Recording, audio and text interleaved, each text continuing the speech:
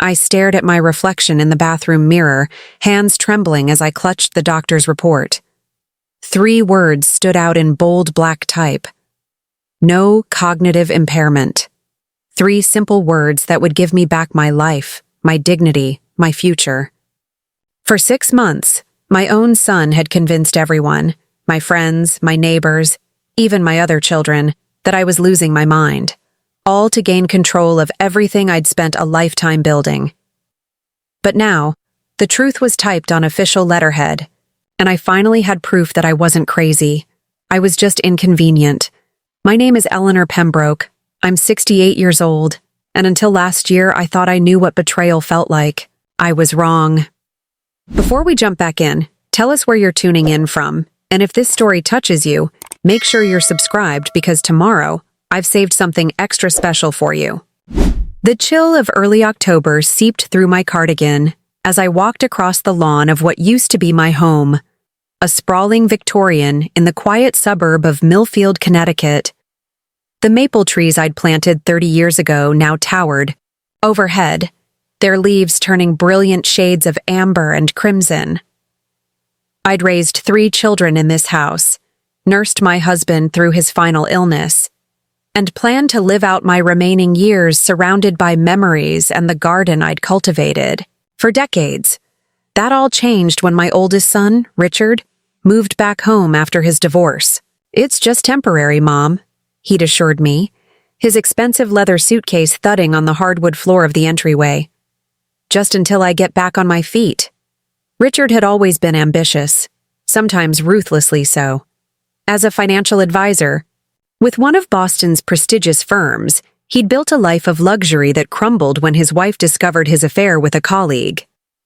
The divorce left him emotionally raw and financially strained, with hefty alimony payments and a damaged reputation in his professional circles.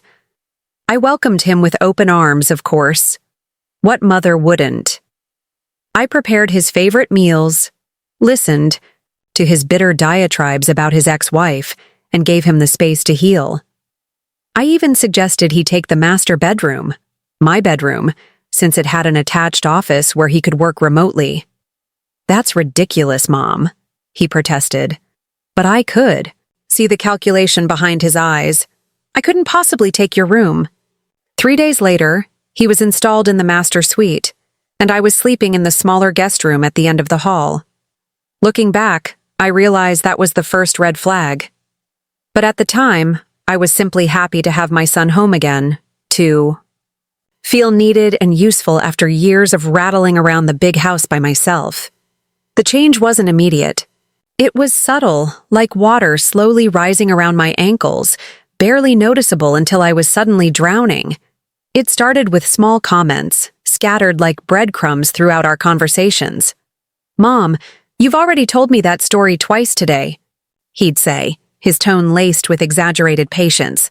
Or, "Mom, didn't you just take your blood pressure medication? I swear I saw you take it an hour ago." I hadn't, of course. I'd been taking my medication at the same time every morning for 15 years without issue. But Richard's certainty made me doubt myself. I started keeping a small notebook, jotting down when I took my pills, what conversations we'd had, what errands I'd run. One evening, while preparing dinner, I couldn't find my favorite chef's knife, the one my late husband had given me for our 30th anniversary. "Richard, have you seen my good knife?" I called from the kitchen. He appeared in the doorway, leaning against the frame with a glass of my late husband's expensive scotch in his hand. "It's in the drawer where it always is, Mom." "No, I've checked there. It's not in its usual spot." He sighed heavily, set down his drink, and made a show of opening the drawer and pulling out the knife. "Right here, Mom, right where it always is." I stared at the knife, confusion washing over me. I could have sworn I'd checked that drawer twice. "Oh," I said softly. "I must have missed it." Richard's expression softened into something resembling concern. "It's okay, Mom. Everyone gets forgetful sometimes." But I wasn't being forgetful. Not then. I discovered later that he'd hidden the knife while I was in the garden. then replaced it before coming to find it for me. I only learned this because he accidentally mentioned it to my daughter, Caroline, thinking she was already in on his plan. Over the next few weeks, things began to disappear regularly. My reading glasses, my house keys, the remote control. Each time, Richard would find them for me, usually in obvious places I knew I had already checked. Each time, his concern would grow more pronounced, his voice lowering to speak to me as one might address a child. "Mom, this is the third time this week you've misplaced your glasses," he'd say, loud enough for my neighbor Margaret to hear when she dropped by with a loaf of freshly baked bread. "I'm starting to worry about you." The seeds of doubt had been planted, not just in my mind, but in the minds of others. Margaret's eyes lingered on me a moment too long, her smile a bit too sympathetic. "My mother went through something similar," she said gently.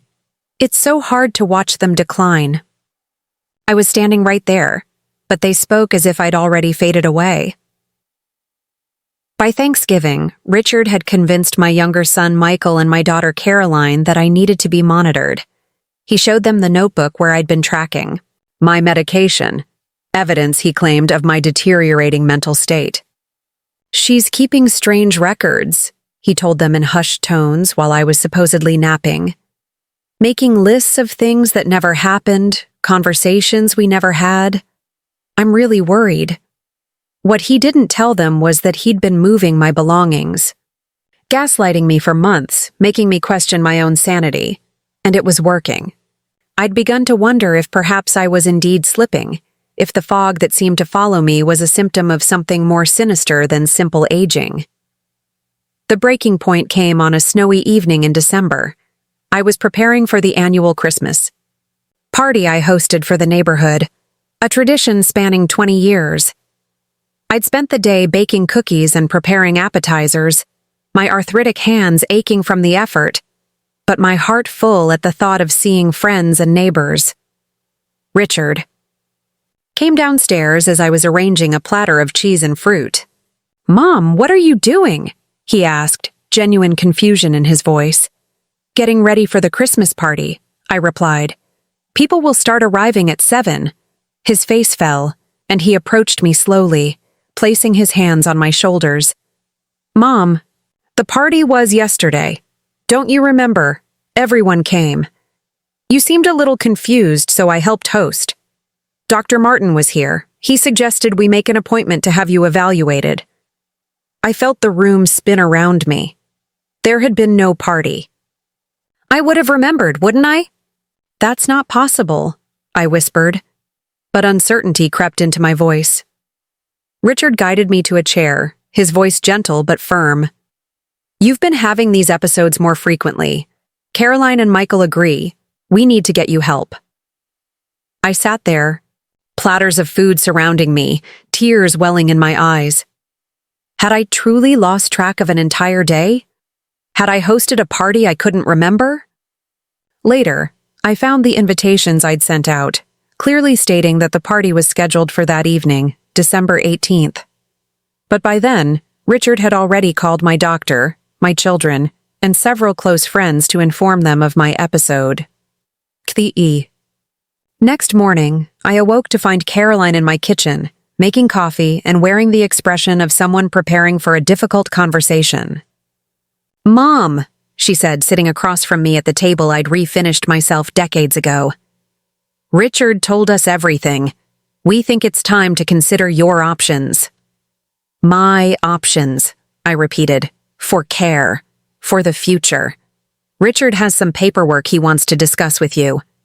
The paperwork, as it turned out, included power of attorney forms, healthcare directives, and documents transferring ownership of my home into a trust that Richard would control for my protection.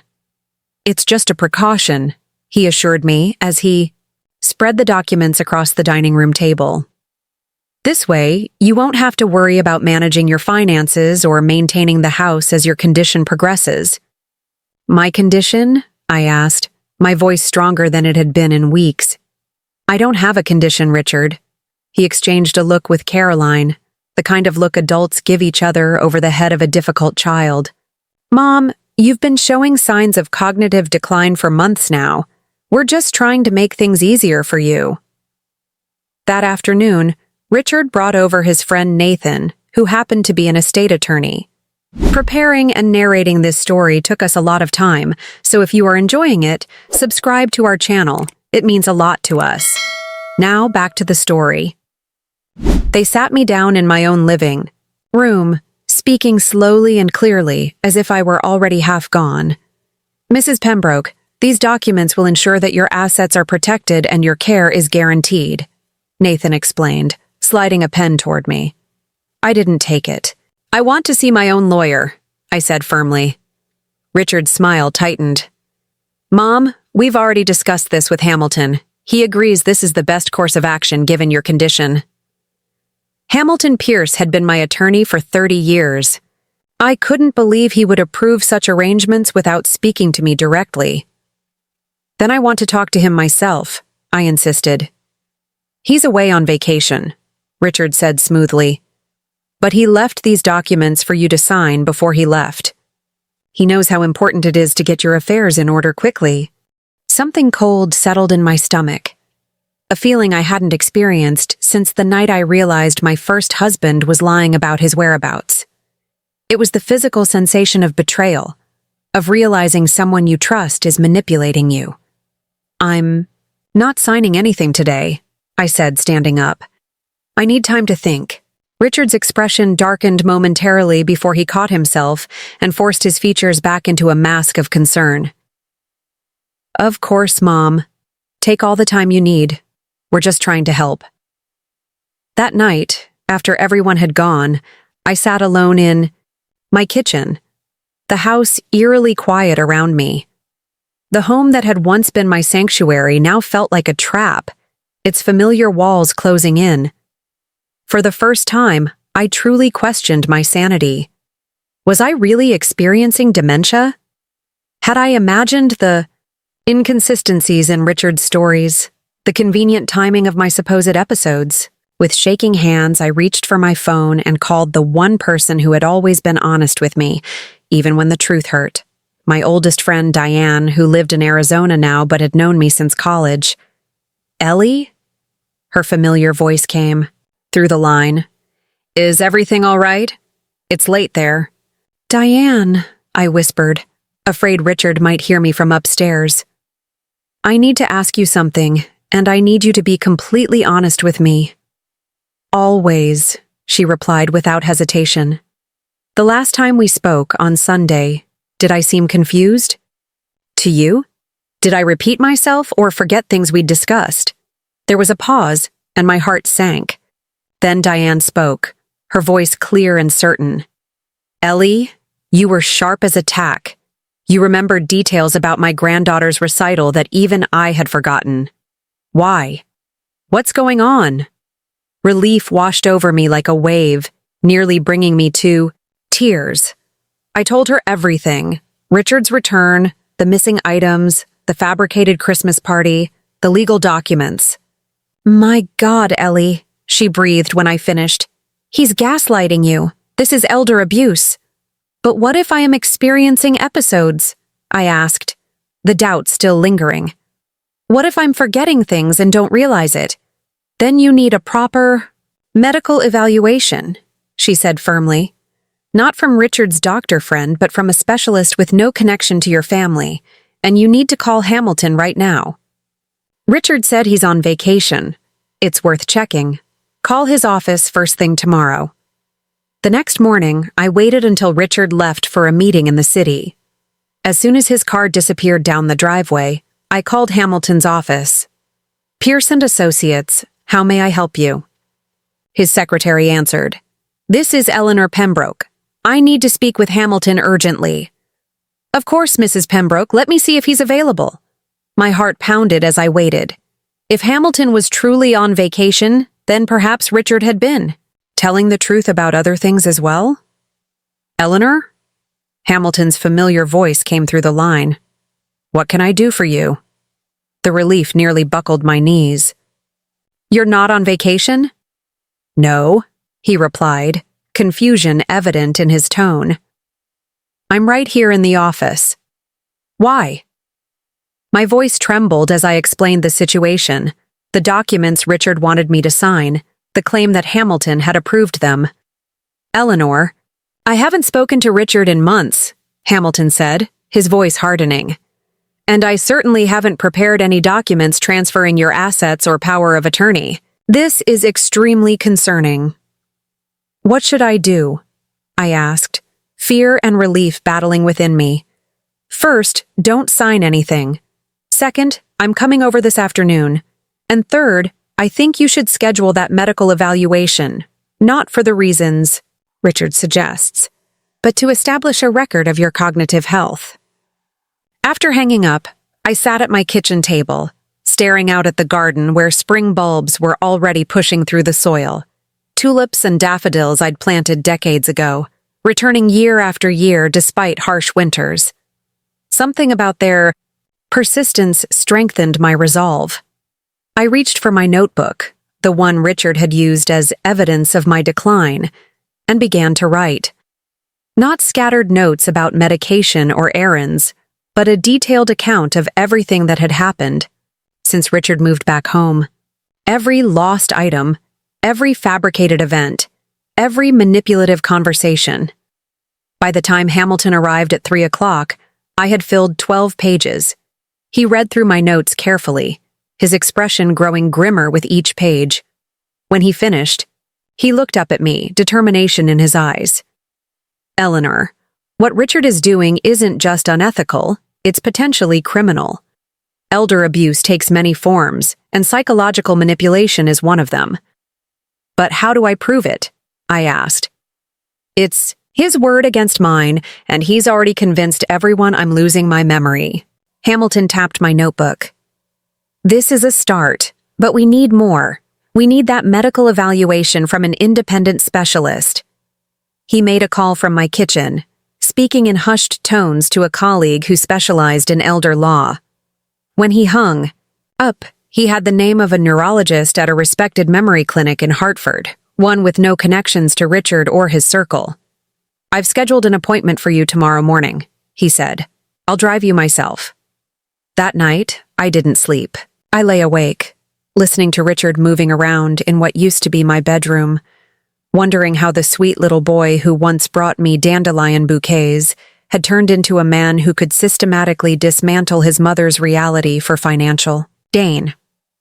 The evaluation at the memory clinic was thorough. Cognitive tests, blood work, brain scans, hours of questions and exercises designed to assess every aspect of my mental function. Dr. Sharma, the neurologist, was kind but meticulous, testing and retesting areas where she sensed Richard had focused his manipulation. Mrs. Pembroke, she said when we finished, her dark eyes direct and honest. I see no evidence of dementia or significant cognitive impairment. Your memory, reasoning, and executive function are all within normal ranges for your age group, actually above average in several areas. The rush of validation was so intense I had to grip the arms of my chair to stay upright. Then I'm not imagining things? The incidents my son described, they're not real? Based on what you've told me and the results of these tests, it appears your son has been deliberately manipulating your environment to make you question your memory and perception. It's a form of emotional abuse called gaslighting. Can you put that in writing? I asked, my voice stronger than it had been in months. In a report? Dr. Sharma nodded, her expression solemn. Absolutely. I'll prepare a comprehensive report detailing these findings, which you can share with your attorney and family members. And Mrs. Pembroke, she leaned forward, her voice dropping slightly. What your son has been doing to you is not just cruel. In this state, it's potentially criminal. As Hamilton drove me home, the doctor's report secure in my purse, I felt something shifting inside me, the fog of doubt lifting, replaced by a clarity that was almost painful in its intensity. For months, I'd questioned my own mind, my own memories. Now I knew the truth. I wasn't losing my grip on reality. Someone I loved had been deliberately trying to pry my fingers loose. What do I do now? I asked Hamilton as we turned onto my street. He glanced at me, his eyes, faded blue behind bifocals he'd worn as long as I'd known him, resolute. Now, Eleanor, we fight back, and we start by walking into that house with your head held high, knowing exactly who you are. I clutched the doctor's report in my hand as we approached the front door, the door to the home I'd bought with my late husband, the home where I'd raised my children, the home Richard had tried to steal from me, one misplaced object at a time. It was time to reclaim what was mine, beginning with my dignity. The moment I walked through my front door with Hamilton beside me and the doctor's report in my hand, I knew something had changed. The house felt different, an almost imperceptible shift in the air, as if the walls themselves were holding their breath. Richard's sleek black sedan wasn't in the driveway, but Caroline's practical blue minivan sat where my gardening truck usually parked. As Hamilton and I stepped into the foyer, I heard hushed voices from the living room. Caroline and Michael, my youngest son, who I hadn't seen in weeks despite him living just 30 minutes away. They fell silent when we appeared in the doorway. Caroline sat perched on the edge of the sofa, her fingers nervously twisting the silver bracelet I'd given her for her 30th birthday. Michael stood by the fireplace, one hand resting on the mantel where photographs of our family through the years were displayed, or had been, until recently. I noticed now that several were missing, including one of me receiving a community service award just last year. "Mom," Caroline said, her voice faltering slightly, "we didn't know you had gone out." "Clearly," I replied, my voice steadier than it had been in months. "Hamilton was kind enough to drive me to a doctor's appointment in Hartford." Michael's eyes darted to Hamilton, then back to me. "Richard said you weren't supposed to drive anymore. He said you got lost coming back from the grocery store last week. Another fabrication. I'd driven to that same grocery store every Tuesday for 20 years.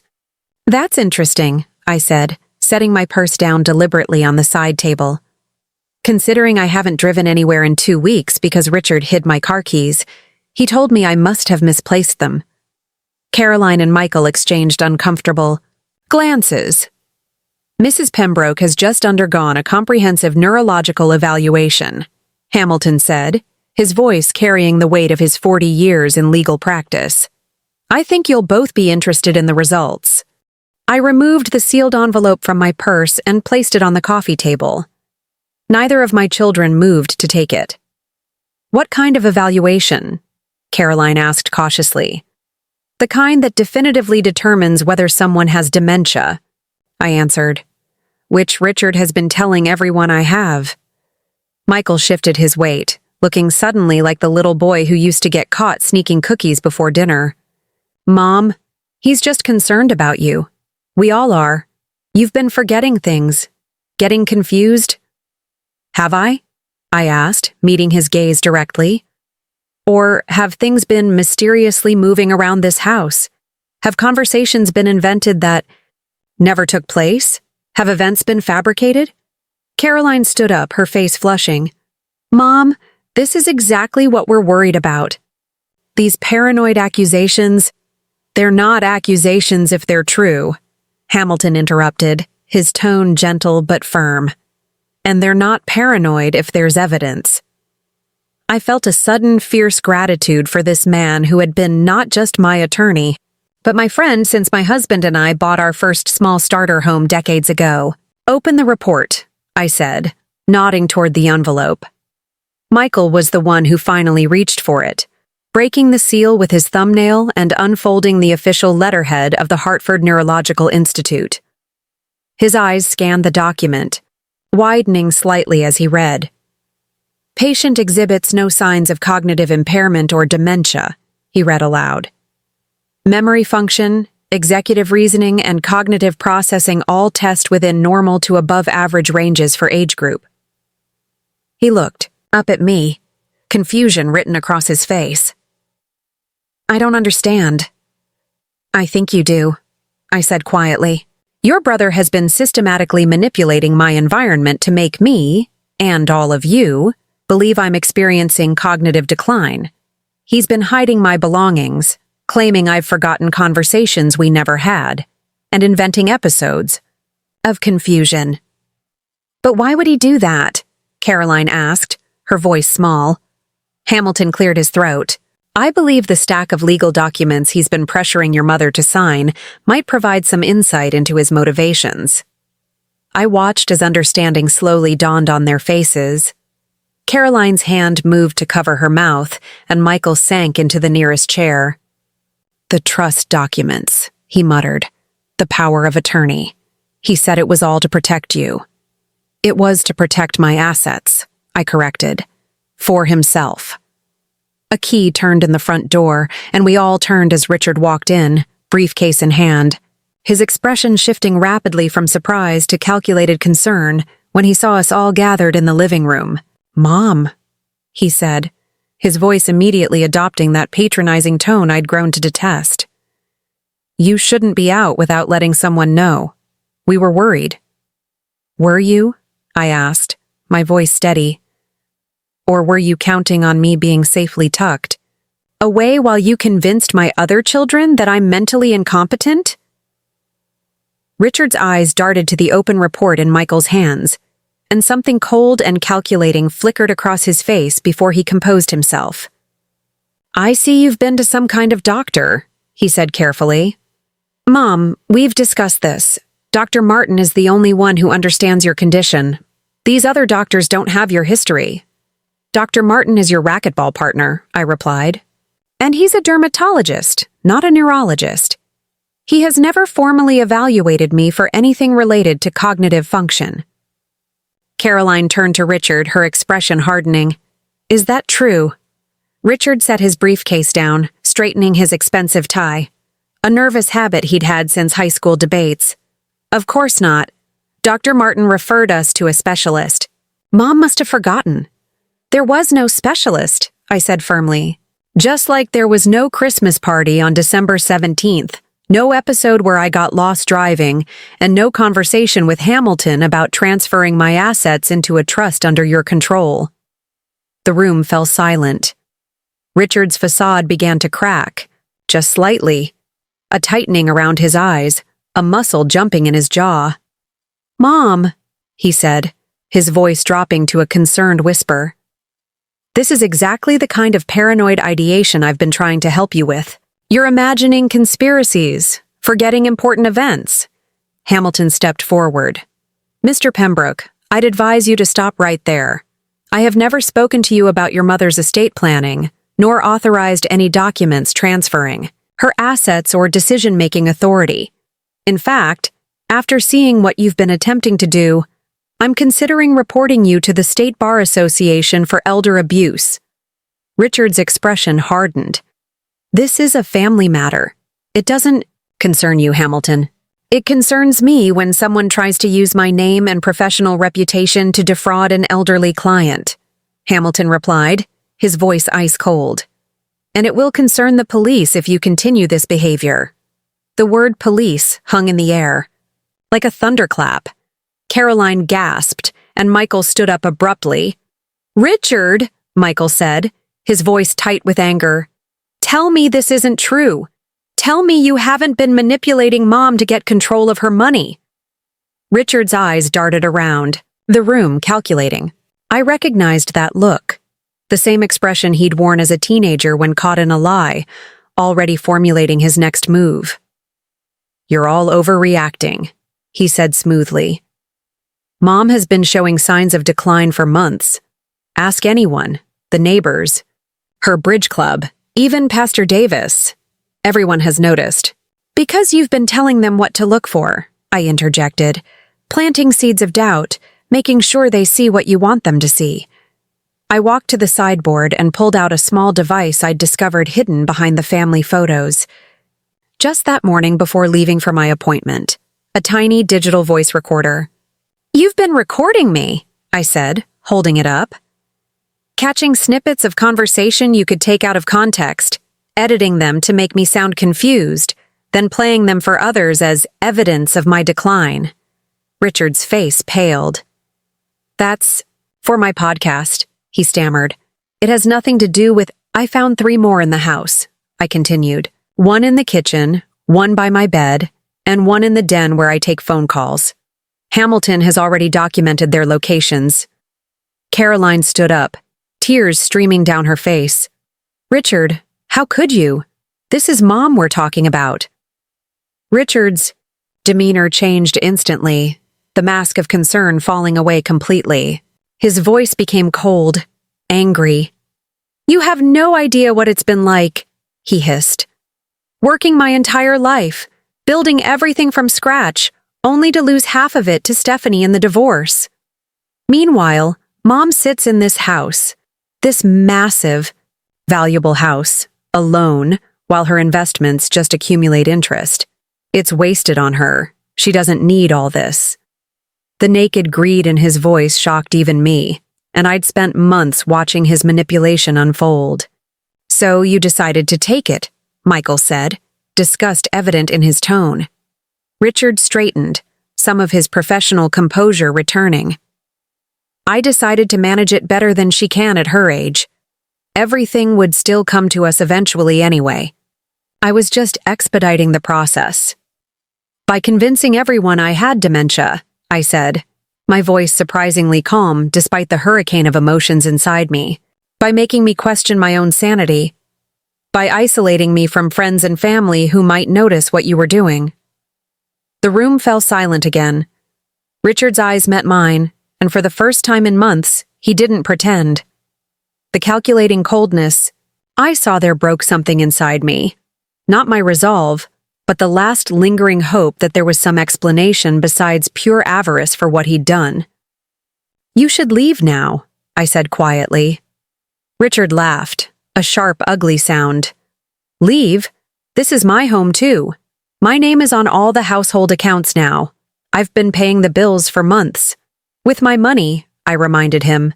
From my accounts, which you gained access to by forging my signature. Another thing Hamilton has documented. Richard's expression darkened. You can't prove that. Actually, Hamilton interjected, the bank has already confirmed the signatures don't match Mrs. Pembroke's on file. They've frozen the accounts pending an investigation. Richard took a step toward me, his face contorted with anger.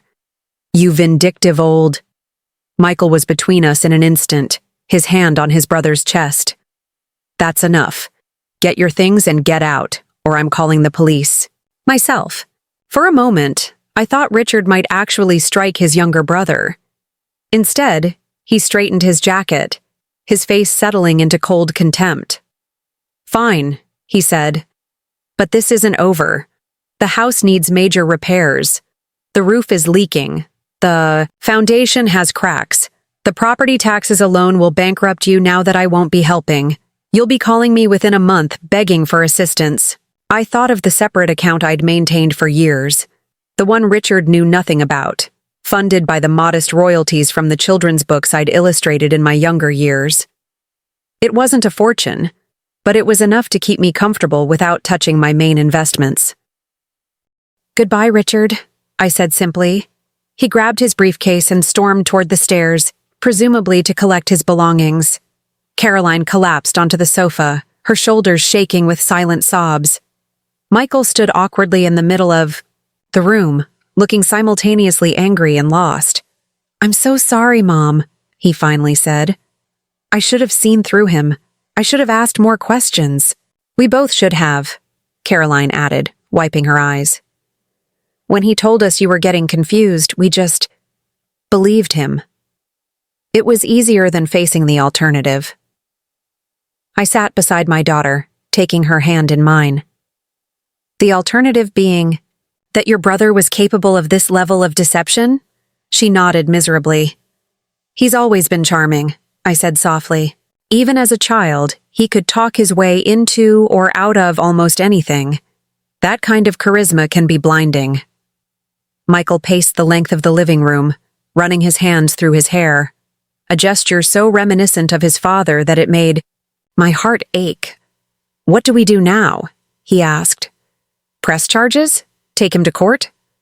Hamilton, who had been quietly observing, spoke up. That's for your mother to decide.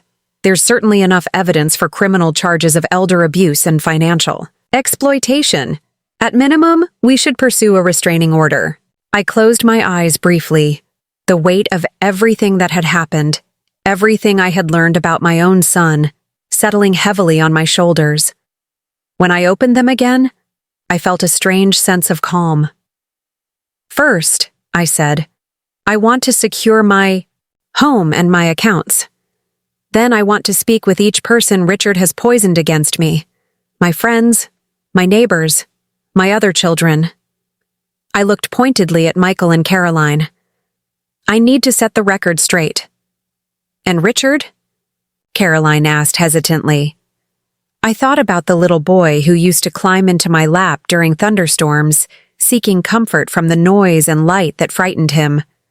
I thought about the teenager who'd forged my signature on a failing report card, the college student who'd borrowed money from my purse without asking. The pattern had always been there, just never so destructive, so calculated. I don't know yet, I admitted. But whatever happens, it will be my decision, not his.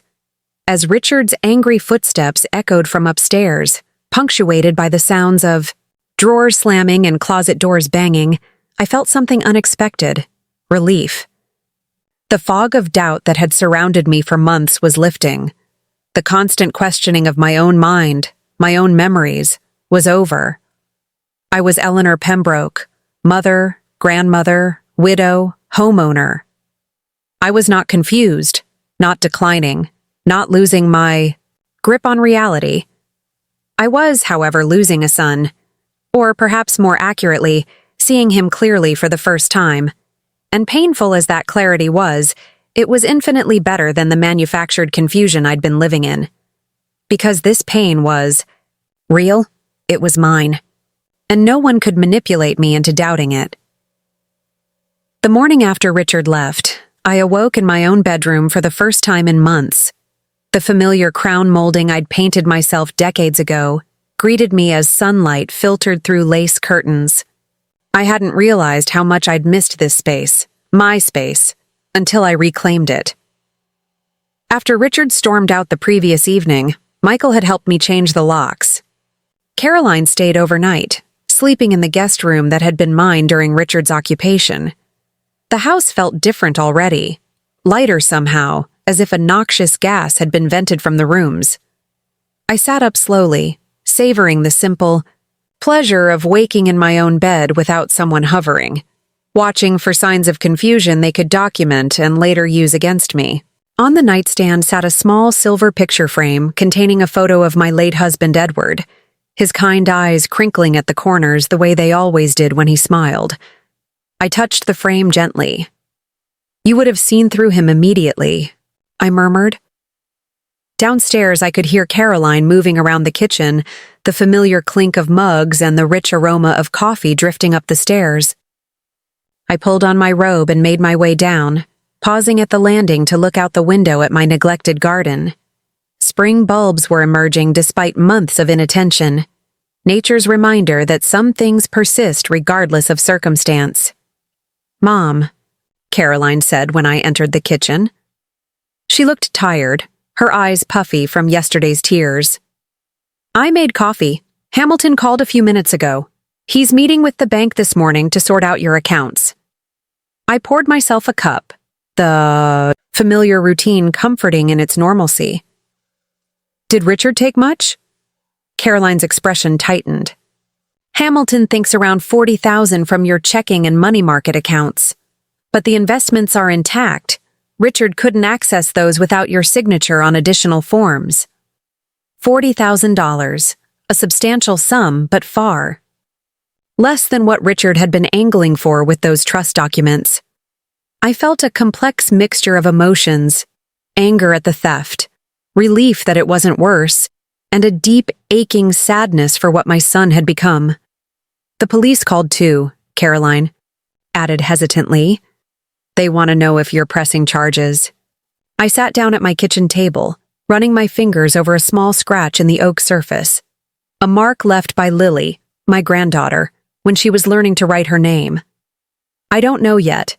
Caroline joined me, her hands wrapped around her coffee, Ugh. Mom, what he did was criminal. It wasn't just manipulation. It was elder abuse, fraud, theft. I know what it was, I said quietly. But he's still my son. A knock at the back door interrupted us. Through the window, I could see Margaret from next door, a covered dish in her hands. Caroline moved to open the door. Eleanor, Margaret said, tentatively, her eyes taking in my appearance as if searching for visible signs of decline. I brought over a breakfast casserole. I thought, with everything going on, you might not feel up to cooking. I recognized the look on her face. It was the same expression she'd worn for months now when speaking to me. That careful, overly patient tone people use with children, or those they believe are mentally compromised. Richard had gotten to her early, planting seeds of doubt about my competence. Thank you, Margaret, I said firmly, meeting her gaze directly. That's very thoughtful. Would you like to join us for coffee? There's something important I'd like to discuss with you. Margaret glanced uncertainly at Caroline, who seemed to understand my intention immediately. I need to make some calls, my daughter said tactfully, taking her coffee into the living room. Thank you for the casserole, Mrs. Winters. Once we were seated at the kitchen table, I didn't waste time with pleasantries. Margaret, I've known you for 15 years. We've served on the library board together, organized the neighborhood watch program, gardened side by side. In all that time, have you ever known me to be forgetful, confused, or unable to manage my affairs? Margaret shifted uncomfortably. Well, no, but Richard said. Richard lied, I interrupted gently. He fabricated incidents of confusion, hid my belongings to make me appear forgetful, and systematically convinced people I was experiencing cognitive decline. I slid the neurologist's report across the table. Margaret scanned it, her eyes widening. But why would he do such a thing? She asked, genuine confusion in her voice. To gain control of my assets, I replied simply. The house, my investments, everything I've worked for. Margaret's hand flew to her mouth. Oh, Eleanor, I'm so sorry. I should have... She broke off, clearly struggling with her own complicity in Richard's scheme. You believed what you were told by someone you had no reason to distrust, I said. Many people did. But I need your help now, Margaret. Richard spoke to many of our neighbors, our friends at church, the entire bridge club. He's created this false narrative about me that I need to correct. Margaret reached across the table and squeezed my hand, her eyes bright with unshed tears. Of course, whatever you need. That conversation with Margaret was the first of many over the following days. One by one, I met with friends, neighbors, and community members who had been fed Richard's lies. Some were immediately contrite, horrified to learn they had been unwitting participants in his scheme. Others were more skeptical, Richard's poisonous, suggestions having taken deep root in their minds. Pastor Davis from First Presbyterian was particularly difficult to convince.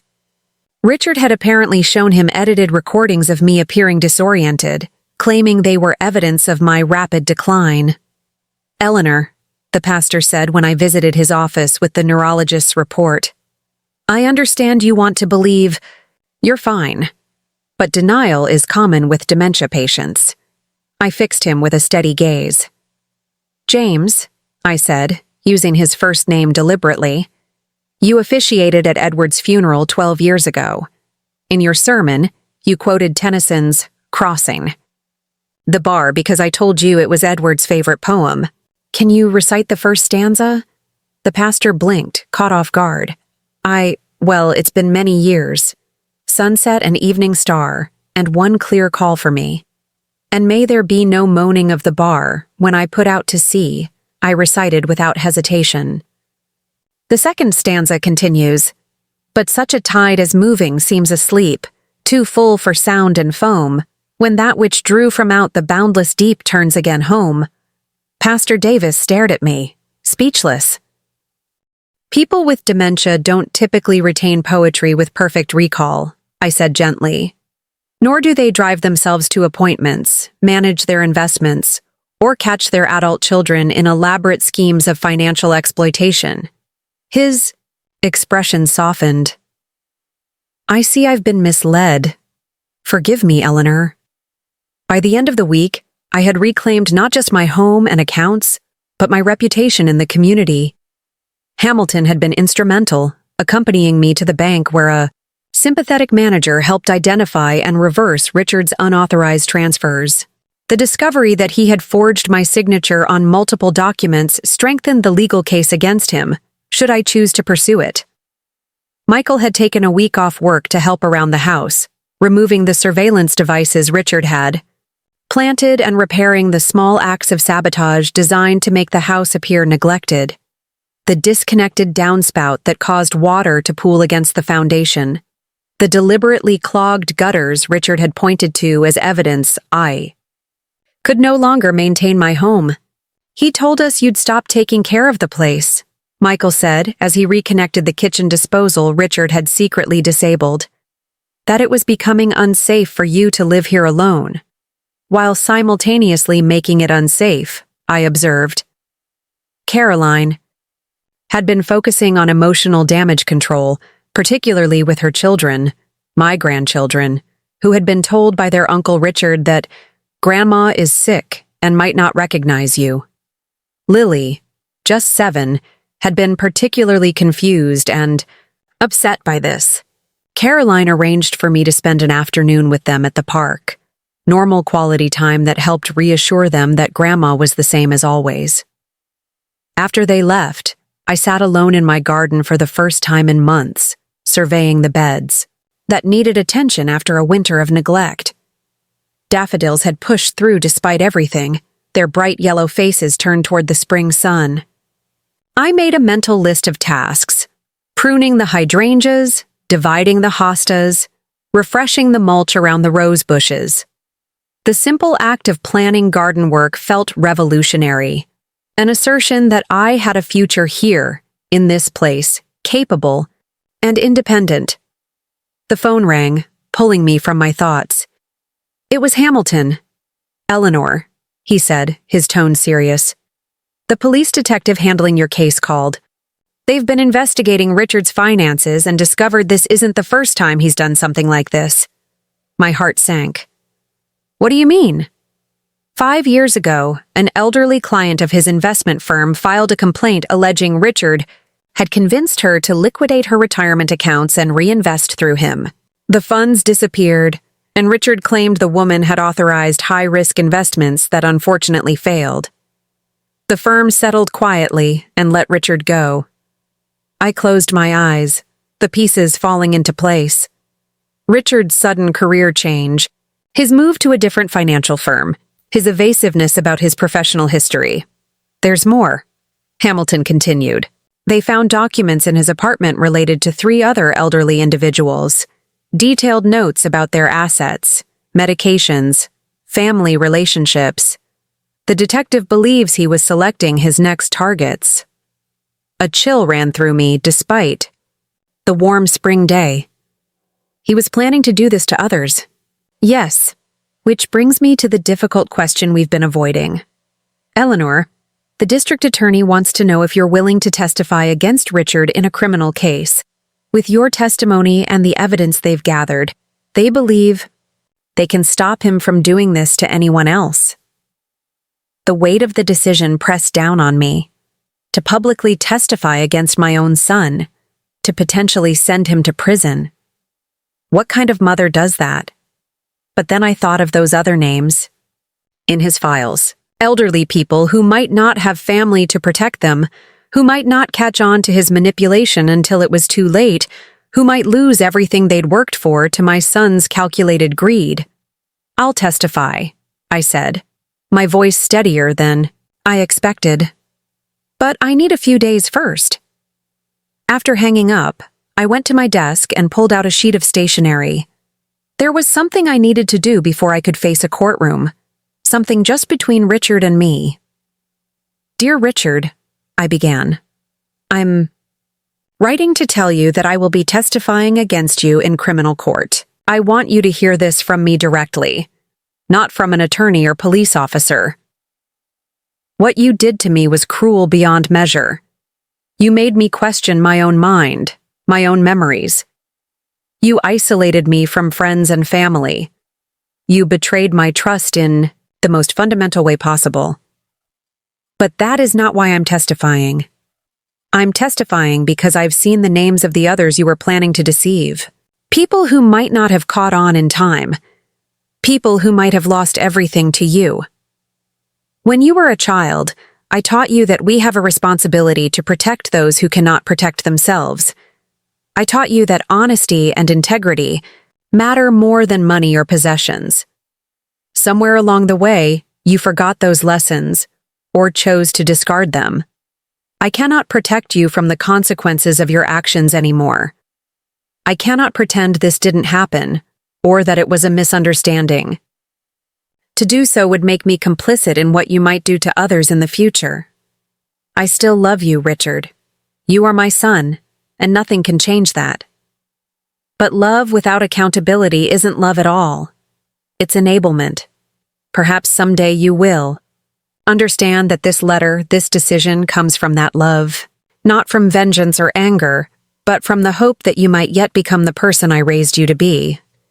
Mom, I sealed the envelope, wrote his name on the front, and set it aside to mail in the morning.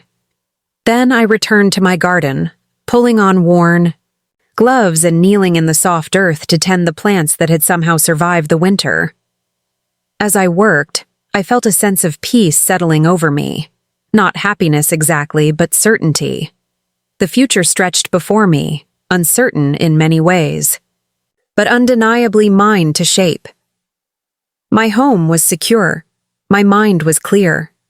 My other children had rallied around me with love and support, and while I had lost one relationship in the most painful way imaginable, I had reclaimed something perhaps even more valuable: my sense of self.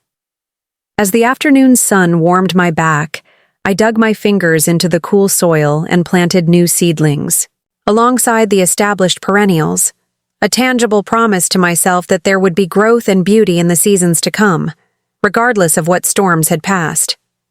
The county courthouse stood imposing against the clear blue May sky, its granite, steps worn smooth by decades of footsteps seeking justice. I paused at the bottom, adjusting the lapel of my navy blue blazer, the one I'd worn to countless school board meetings and community events before Richard's campaign to discredit me had forced me into isolation. "Are you ready?" Hamilton asked, standing beside me. His familiar presence was a comfort, though nothing could fully ease the knot of anxiety in my stomach. I nodded, gripping my handbag a little tighter. Inside was Dr. Sharma's report, the document that had changed everything, along with a small silver pendant Edward had given me on our 25th anniversary. I'd begun wearing it again recently, drawing strength from the memories it carried. "As ready as I'll ever be to testify against my own son," I replied. Michael and Caroline flanked me as we climbed the steps, a protective formation that brought unexpected tears to my eyes. 3 weeks had passed since Richard's deception had been exposed. 3 weeks of rebuilding, reclaiming, and reckoning with painful truths. The district attorney had moved quickly once the extent of Richard's actions became clear. The evidence was substantial. Forged documents, unauthorized financial transfers, the surveillance equipment in my home, the recordings he'd edited to make me appear confused, and most damning of all, the files he'd compiled on other elderly victims he planned to target next. Inside the courtroom, I was struck by how ordinary it looked. Wood paneling, fluorescent lighting, uncomfortable benches. Somehow I'd expected the setting for such a momentous personal tragedy to be more dramatic. Caroline squeezed my hand as we settled into seats near the front. "Remember, Mom, you don't have to look at him if you don't want to," she whispered. But when the side door opened and Richard was led in by a court officer, I found I couldn't look away. My firstborn child, now a defendant in a criminal case. He wore a suit I recognized, the charcoal gray one I'd helped him select for job interviews after his previous firm had let him go. His hands were uncuffed, his bearing still confident, despite the circumstances. Our eyes met briefly before he turned away, jaw tightening. The proceedings began with formal charges: elder abuse, fraud, identity theft, grand larceny. The words echoed through the courtroom, clinical legal terms that somehow failed to capture the intimate betrayal they represented. How do you quantify in legal language what it feels like to have your child systematically dismantle your sense of self? When the district attorney called me to testify, I moved to the witness stand with deliberate steadiness. I'd dressed carefully that morning, selecting clothing that projected competence and clarity, a visual counterpoint to the confused, declining woman Richard had fabricated. "Mrs. Pembroke," the district attorney began, a compassionate woman in her 50s named Mary Ann Collins, "can you tell the court about when your son Richard came to live with you?" I recounted the story, my voice growing stronger as I spoke. Richard's return after his divorce, his gradual takeover of my home, the first incidents of gaslighting, hidden keys, moved objects, fabricated conversations, the escalation to more elaborate deceptions, the invented Christmas party, the recordings, the systematic isolation from friends and community. "And why do you believe your son did these things?" Ms. Collins asked. I looked directly at Richard for the first time since taking the stand. He stared back, his expression unreadable. "To gain control of my assets," I stated clearly. "My home worth approximately $750,000. My investment portfolio, valued at just over $1.2 million. My monthly pension. All things I had worked my entire life to secure." "And how did you discover what was happening?" I explained about the neurological evaluation, Dr. Sharma's comprehensive testing, the definitive report stating I had no cognitive impairment. I described finding the recording devices, confronting Richard with my other children present, discovering the unauthorized financial transfers. Throughout my testimony, I maintained eye contact with the jury, 6 men and 6 women of varying ages. I wanted them to see me clearly, to recognize me as a complete person, not the diminished caricature my son had tried to create. Richard's attorney, a sharp-featured man with cold eyes, approached for cross-examination. His strategy became immediately apparent to suggest that despite the medical report, I might still be experiencing episodes of confusion. "Mrs. Pembroke, isn't it possible that you simply don't remember certain conversations with your son? That your recollection might be selective?" "No," I replied firmly. "My memory is intact, as confirmed by extensive neurological testing." "But you initially doubted yourself, did you not? You started keeping notes, questioning your own recall of events?" "I did, because my son was deliberately manipulating my environment to make me doubt myself. That's what gaslighting is, a form of psychological manipulation designed to make the victim question their own sanity." He tried another approach. "Mrs. Pembroke, would you describe yourself as an overprotective mother?" I raised an eyebrow. "I raised 3 successful, independent children. I don't believe that qualifies as overprotective." And yet, when Richard experienced financial difficulties after his divorce, you immediately invited him to move in, gave him your master bedroom, began cooking his meals, mothering him, in essence. "I offered support to my child in a difficult time," I corrected. "That's not overprotection, it's parenting.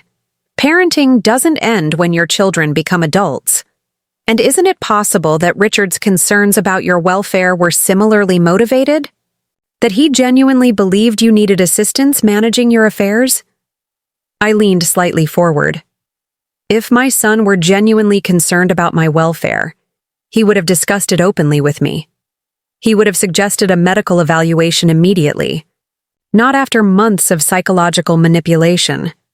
He would have involved my other children from the beginning, not worked to isolate me from them.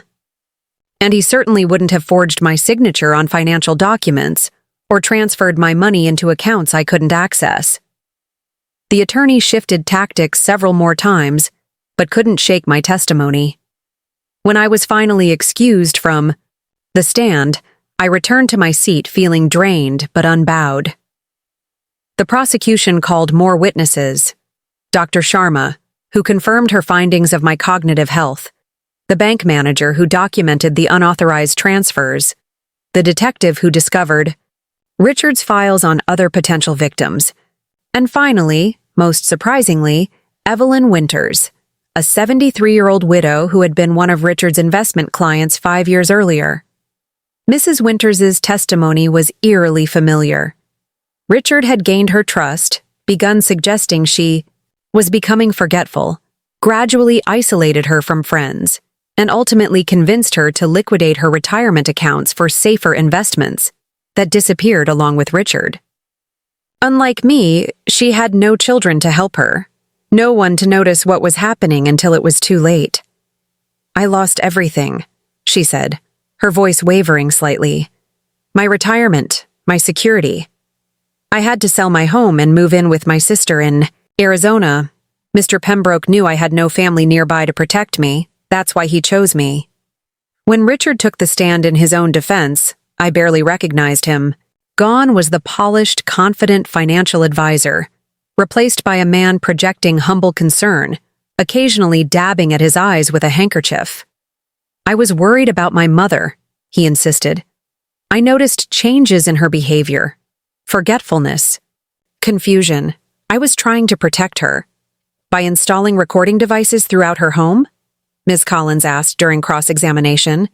"To monitor her for safety," he claimed. "I was afraid she might fall or become disoriented when alone." "And the unauthorized transfers from her accounts to yours?" "Temporary safeguarding of assets. I was going to reinvest them for her benefit." Each lie landed like a physical blow.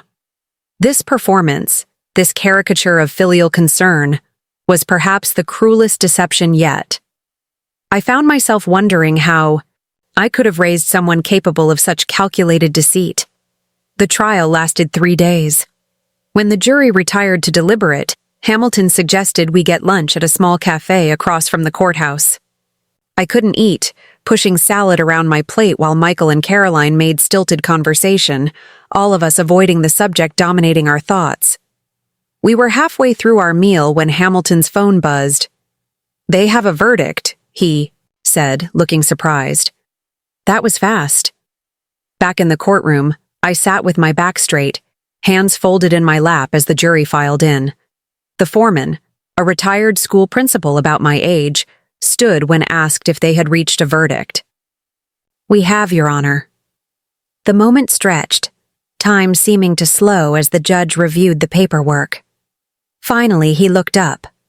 "On the count of elder abuse in the first degree, how do you find?" "We find the defendant guilty."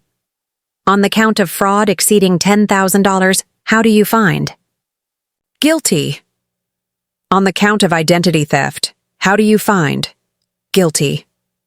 The litany continued, guilt established on all counts. Richard stood motionless, his face a rigid mask as the verdict was read. I felt no triumph, no vindication, only a profound sadness that we had come to this point. The judge set sentencing for the following month and ordered Richard taken into custody. As the court officer approached him, Richard suddenly turned toward me. "Mom?" he called out, desperation breaking through his composed facade. "You can stop this. Tell them you've changed your mind." I met his gaze steadily, my heart breaking, even as my resolve held firm. "I can't protect you from this, Richard. Not anymore." As they led him away, Caroline pressed against my side, her tears soaking into my sleeve. Michael stood rigid, one hand gripping the back of the bench so tightly, his knuckles whitened. In that moment, we were just a family shattered by choices that could never be unmade.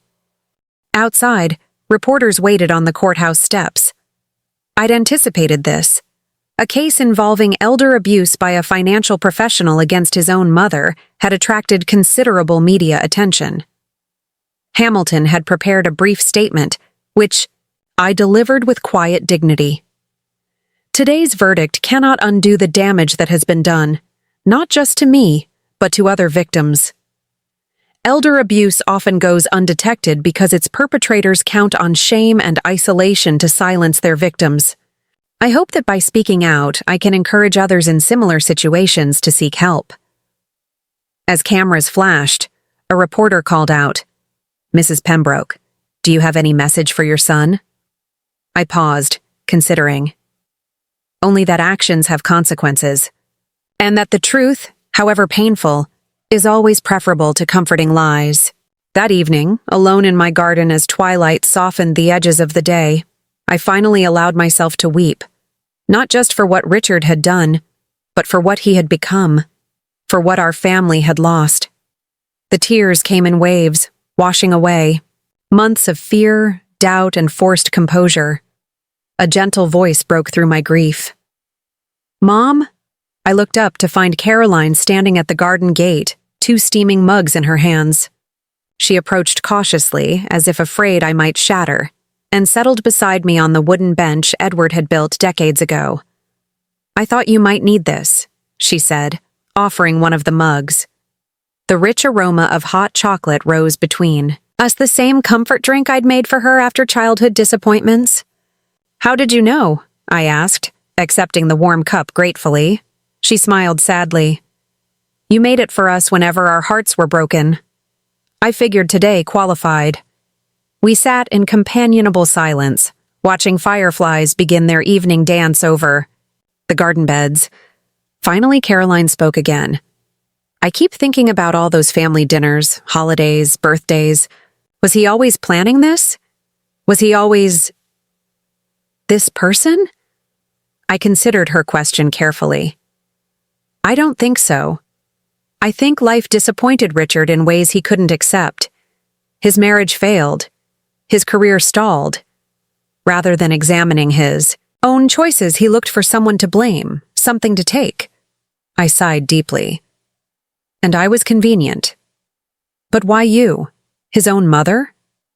"Because I trusted him completely," I said simply. "The perfect victim is always someone who loves you without question." Caroline's hand found mine, squeezing gently. "What happens now?"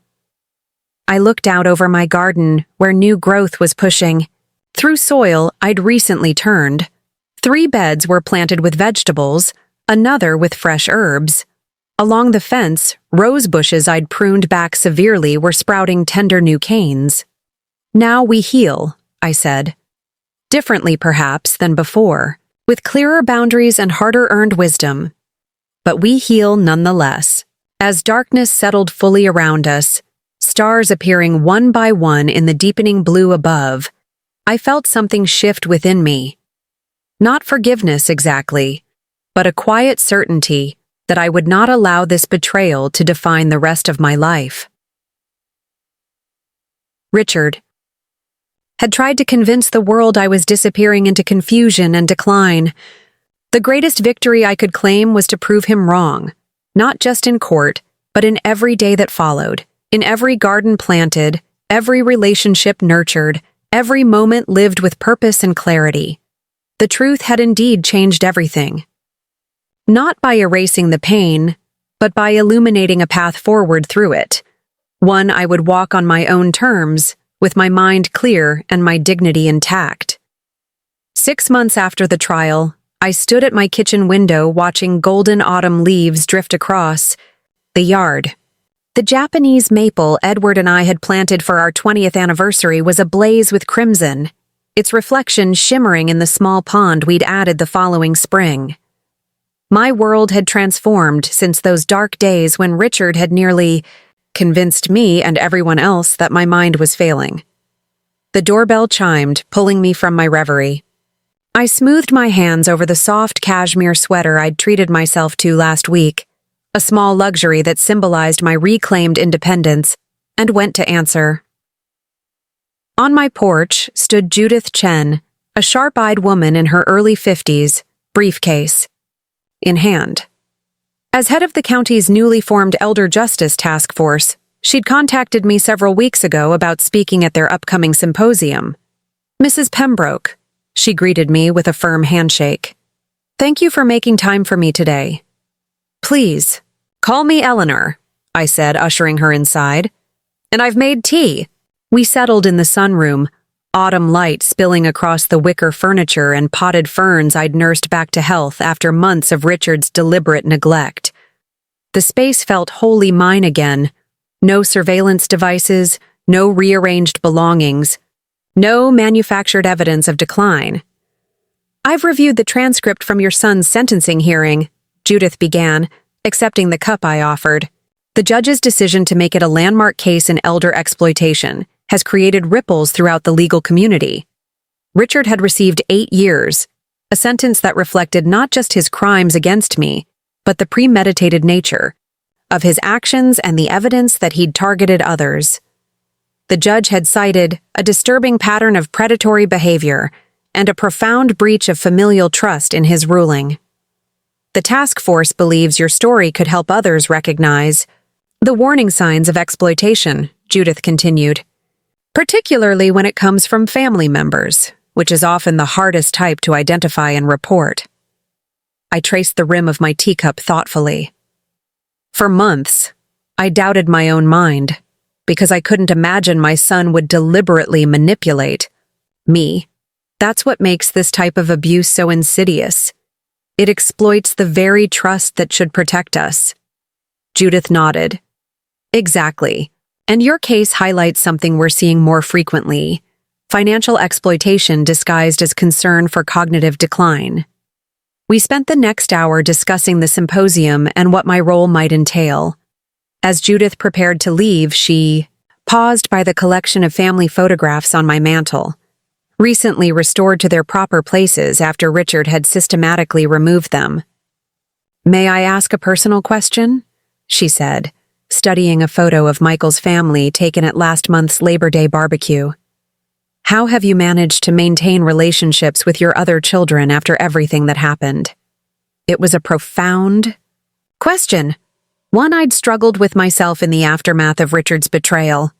"With honesty," I replied, "and by refusing to let one broken relationship poison the others." Michael and Caroline weren't complicit in Richard's scheme.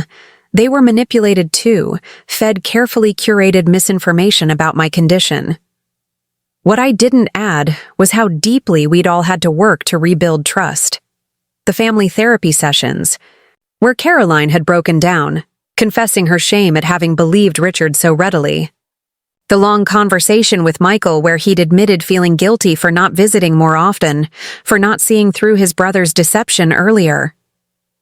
"And your grandchildren?" Judith asked gently. I smiled, thinking of Lily's recent soccer victory and how she'd run straight to me after scoring the winning goal, her face alight with triumph. Children are remarkably resilient when given honest, age-appropriate explanations. They understand that sometimes people make terrible choices and that those choices have consequences.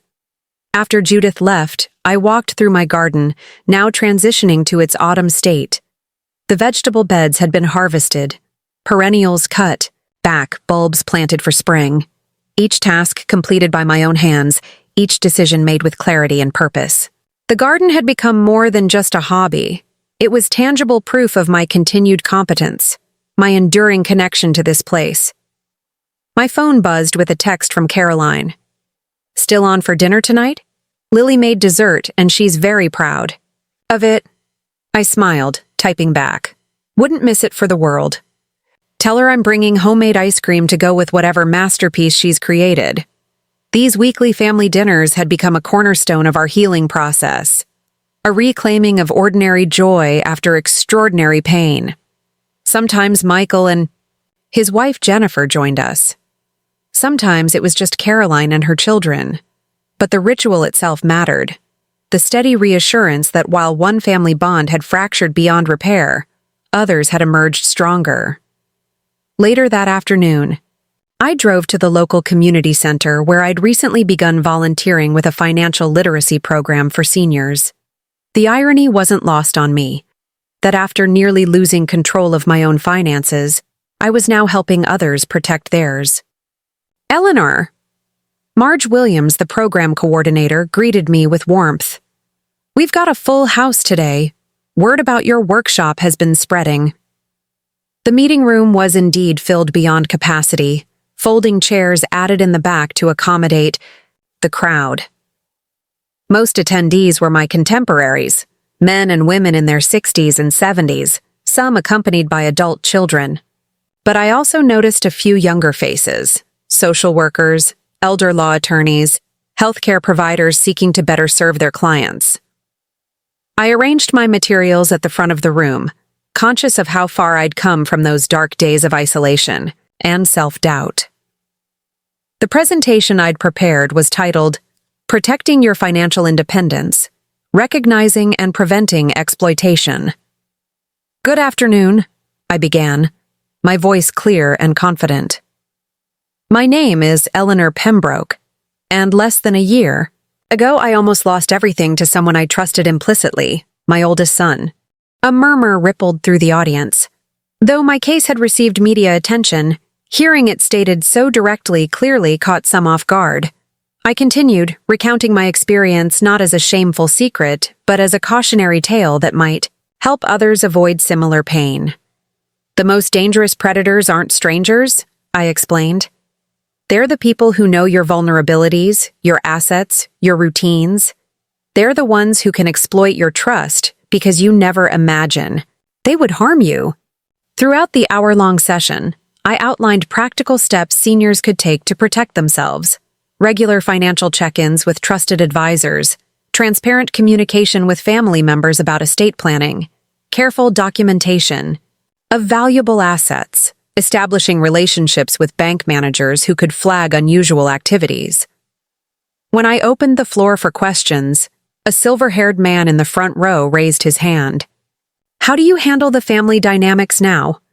I mean, with your other children? It was the second time that day someone had asked about this aspect of my experience, perhaps the most complex and painful part of the aftermath. With intention and boundaries, I answered honestly. We had to acknowledge what happened without letting it define us. My son made devastating choices, but those choices reflect on him, not on me, and not on his siblings. A woman toward the back spoke up next, her voice quavering slightly. I think something similar might be happening to my mother. My brother moved in with her after his job loss, and suddenly she's too confused to handle her bills, her medications. But when I visit, she seems fine. My heart ached for this stranger and her mother, another family potentially facing the same betrayal we had experienced. After the workshop concluded, I spoke with her privately, providing contact information for both Judith Chen's task force and Dr. Sharma, who had become an advocate for neurological evaluations in contested competency cases.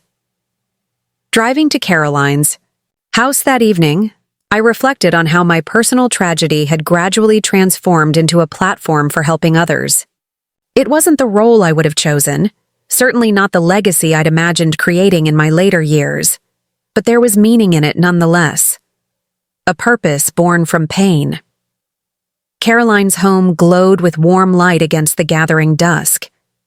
Through the front window, I could see Lily setting the table, carefully arranging napkins with the same focused expression she'd worn as a toddler stacking blocks. Her brother Jason lounged nearby, ostensibly helping but mostly scrolling through his phone in the way of 12-year-old boys everywhere. As I gathered my purse and the container of homemade strawberry ice cream, a notification appeared on my phone, an email from Hamilton with a subject line that made my breath catch, Update Richard's appeal. Richard had filed an appeal 3 months after sentencing, claiming ineffective counsel and challenging the admissibility of certain evidence. Hamilton had warned me this was likely, but had expressed confidence that the conviction would stand. Hesitated, my finger hovering over the notification.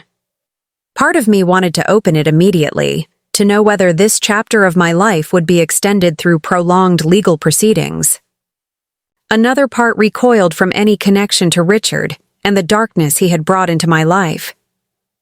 In that moment of indecision, the front door of Caroline's house swung open. Lily spotted me sitting in the driveway and came bounding out, her dark braids bouncing. "Grandma! You're here!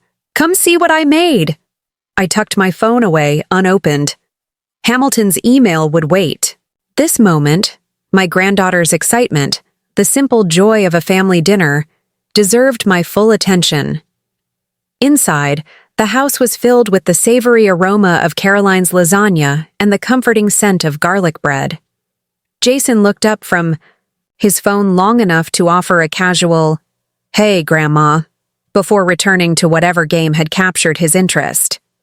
Caroline emerged from the kitchen, wiping her hands on a dish towel. "Perfect timing," she said, embracing me. "Dinner's almost ready." Lily tugged at my hand.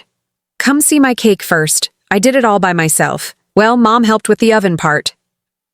She led me proudly to the dining room, where a slightly lopsided chocolate cake sat in the center of the table, decorated with multicolored sprinkles and surrounded by handwritten place cards. I noticed with a pang that she had made one for everyone, including her Uncle Michael and Aunt Jennifer, who weren't joining us tonight. But there was no place card for Richard. No space held in anticipation of his return. In the natural wisdom of children, Lily had accepted our new family configuration without the complicated grief that sometimes still ambushed the adults. Throughout dinner, I found myself observing Caroline with new appreciation. She moved through her home with confidence, managing her children's competing needs, maintaining conversation, creating this stable environment despite the family trauma we had all endured. I saw in her the resilience I had tried to model, the strength that emerges not despite adversity, but because of it. "Mom?" Caroline's voice broke through my thoughts. "You seem distracted. Is everything okay?" I considered mentioning Hamilton's email, but decided against it. "Just reflecting," I said, "on how fortunate I am to be here, with all of you, with my mind clear and my future my own." Later, after Lily's cake had been served with my homemade ice cream, after the kitchen had been cleaned and the children had disappeared to their rooms, Caroline and I sat on her back porch with glasses of wine. The night air carried the crisp scent of autumn, a reminder of nature's constant cycles of ending and beginning. "I saw on the community newsletter that you're speaking at the Elder Justice Symposium next month," Caroline said. "How does that feel?" I considered her question carefully. "Necessary," I finally answered. "Not always comfortable, but necessary." "Are you afraid?" she asked, her voice softening. "Of seeing him again someday, after he's released?" The question struck at the heart of something I rarely allowed myself to contemplate. In the approximately 6 years remaining of Richard's sentence, I would turn 75. By the time he walked free, I would be approaching my 80s, potentially, more vulnerable than I had been when his deception began. "Sometimes," I admitted. "Not of physical harm, but of emotional manipulation. He's very good at it, Caroline. He had everyone fooled, doctors, lawyers, neighbors, family. Even you." She nodded, pain flickering across her face.